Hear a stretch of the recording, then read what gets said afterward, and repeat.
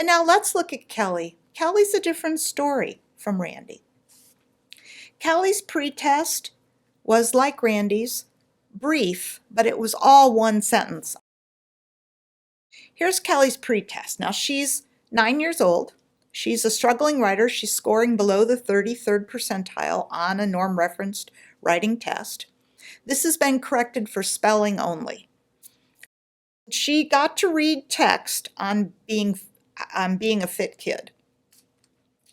She was asked to write to persuade her classmates that it's important to be a fit kid.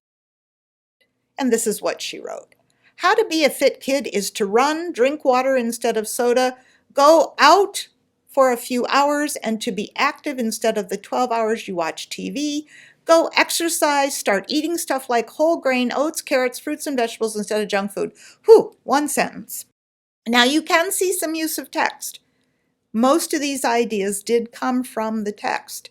So you can see that Kelley is thinking at pretest, and Kelley is making use of text. But you can also see that Kelley doesn't know what it means to persuade a reader, doesn't know the conventions of opinion and persuasive writing, and doesn't have what she needs to put together a persuasive piece.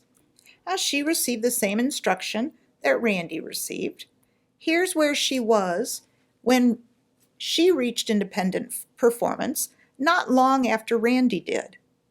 She is not as far along as Randy, but let's look at the gains she's made and think about where you would go next.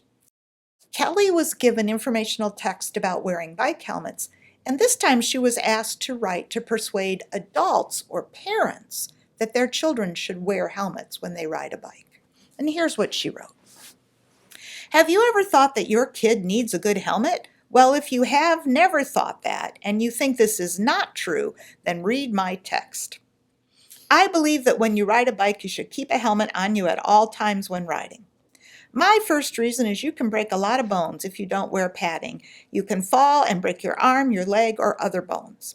My second reason is over 10 million kids get injured. Some have to stay longer than others in the hospital. Some don't even have to go, but it is still important.